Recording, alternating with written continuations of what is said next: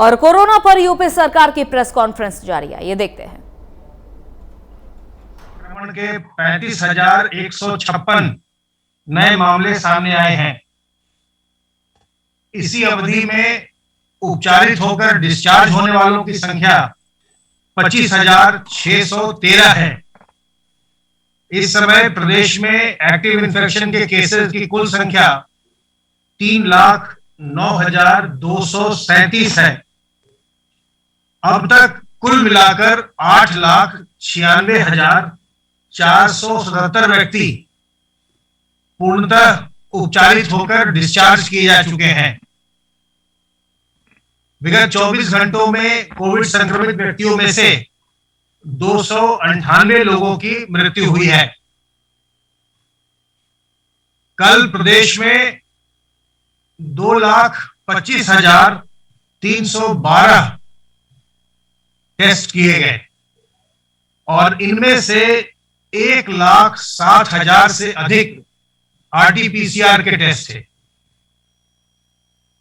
23,000 से ज्यादा test private sector में किए गए और अब कुल मिलाकर उत्तर प्रदेश में 4,05,53,875 टेस्ट किए जा चुके हैं, जो कि पूरे देश में किसी भी प्रांत के लिए सर्वाधिक है।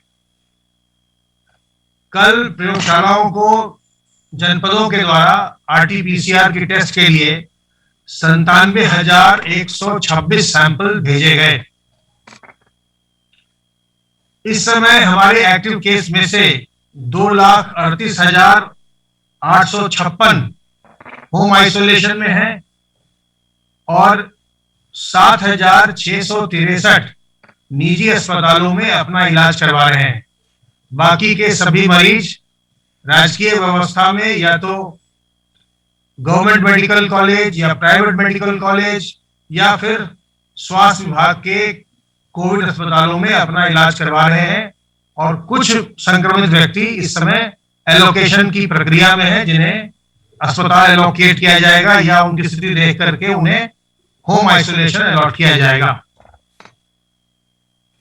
सर्वेलेंस का कार्य निरंतर चल रहा है और अब तक 2,39,887 इलाकों में 5,78,797 टीम दिवस के माध्यम से 3,37,17,217 घरों का सर्वेलांस किया गया है और इनमें रहने वालों की संख्या 16,27,38,334 है। तो ये जनसंख्या के बहुत बड़े हिस्से को सर्वेलांस के माध्यम से कवर किया जा चुका है और निरंतर इस पर कार्रवाई हो रही है ताकि जो लोग भी लक्षणात्मक व्यक्ति हैं उनकी पहचान शीघ्रातिशीघ्र की जा सके और उनकी जो दवाइयां हैं, उनका जो उपचार है, वो अतिशीघ्र प्रारंभ किया जा सके। जो लोग भी होम आइसोलेशन में हैं उनको निरंतर दवाइयों के पैकेट बांटे जा रहे हैं। अगर आपको ये पैकेट प्राप्त नहीं हुआ है तो अपने जिले के कोविड कमांड सेंटर से संपर्क करिए और उन्हें बताएं कि अभी आपके पास ये पैकेट नहीं पहुंचा। वो प्रत्येक दशा में आपके पास दवाइयों का पैकेट पहुंचाएंगे। वैक्सीनेशन का कार्य भी निरंतर चल रहा है और अब तक 1,41,134 लोगों को वैक्सीन की पहली डोज दी जा चुकी है। इसमें से 21,56,203 लोगों को वैक्सीन की दूसरी डोज भी लगाई जा चुकी है। इस प्रकार कुल मिलाकर 1,21,97,337 डोजेज एडमिनिस्टर किए जा चुके हैं। जो हमारे प्राइवेट हॉस्पिटल्स हैं और नर्सिंग होम्स हैं, उनका रजिस्ट्रेशन 30 अप्रैल तक के लिए मान्य था और उनकी ये मांग बार बार आ रही थी कि अभी संक्रमण काल में इसे बढ़ा दिया जाए। इस समय फॉर्म इत्यादि भरने में समस्या आएगी। उनकी मांग को देखते हुए इसे बढ़ा दिया गया है और 31 जुलाई तक उनका रजिस्ट्रेशन बढ़ा दिया गया है। नहीं, फ्लैट पे तो करना सेफ नहीं है। तो मेरी बात हुई है अपने सीएम एसडीआर तो ये चीज में फाइनल सबमिशन आता है। धन्यवाद।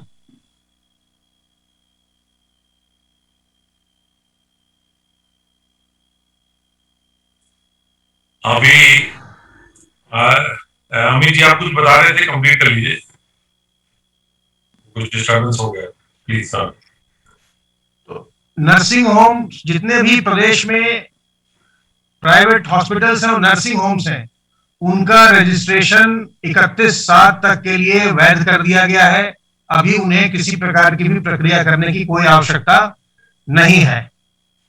जो लखनऊ में डीआरडीओ का एक अस्पताल बनाया जा रहा है और उसके संबंध में भी भारत सरकार से सारी बातचीत हो चुकी है, उसकी तैयारियां बहुत जोर शोर से चल रही हैं और अति शीघ्र वह अस्पताल कोविड के पर्पस के लिए, जिसमें कि आइसोलेशन बेड्स भी होंगे और आईसीयू के बेड्स भी होंगे, वो अति शीघ्र प्रारंभ हो जाएगा। भारत सरकार के द्वारा पूर्व में प्रदेश को पीएम केयर से 14 ऑक्सीजन जनरेशन प्लांट स्वीकृत किए गए थे। अब उनकी घोषणा के अनुसार राज्य सरकार की ओर से बाकी के 61 जनपदों में ऑक्सीजन जनरेशन प्लांट लगाने के लिए प्रस्ताव भारत सरकार को भेज दिया गया है। इसके अतिरिक्त स्वास्थ्य विभाग और चिकित्सा शिक्षा विभाग के द्वारा राज्य सरकार के बजट से भी ऑक्सीजन जनरेशन प्लांट्स अन्य अस्पतालों में स्थापित करवाए जा रहे हैं। जितने हमारे सीएचसी हैं, सामुदायिक स्वास्थ्य केंद्र, 850 के करीब, उन सभी में ऑक्सीजन कंसंट्रेटर्स लगाए जाएंगे।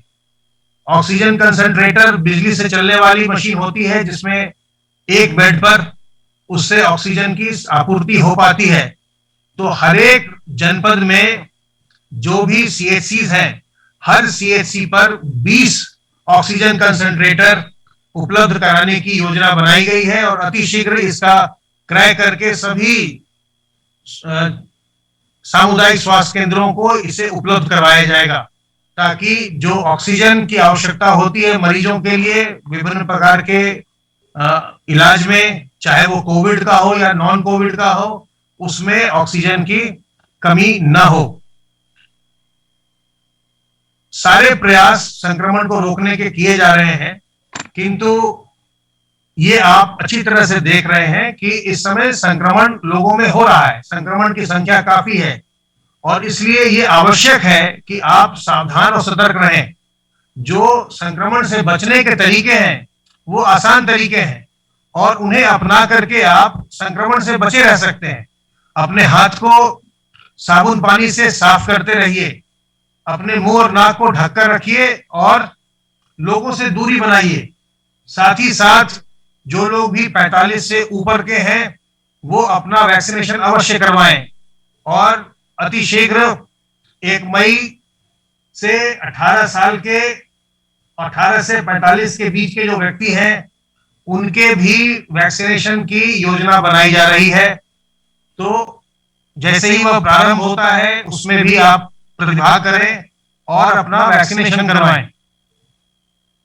अपने शरीर की प्रतिरोधक क्षमता को बढ़ाइए, भीड़ भाड़ वाली जगह में जाने से बचिए और ऐसे आयोजन न करिए जिसमें कि भीड़ भाड़ हो।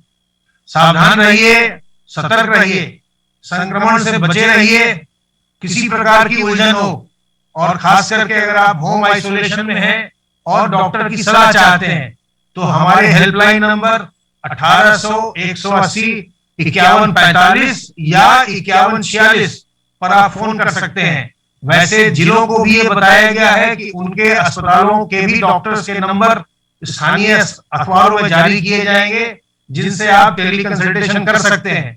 तो सावधान रहते हुए, अपना बचाव करते हुए अपने परिवार, अपने बड़े बुजुर्गों, अपने घर के पहले से बीमार और कमजोर व्यक्तियों का बचाव करिए, संक्रमण मुक्त रहिए, स्वस्थ रहिए और प्रसन्न रहिए।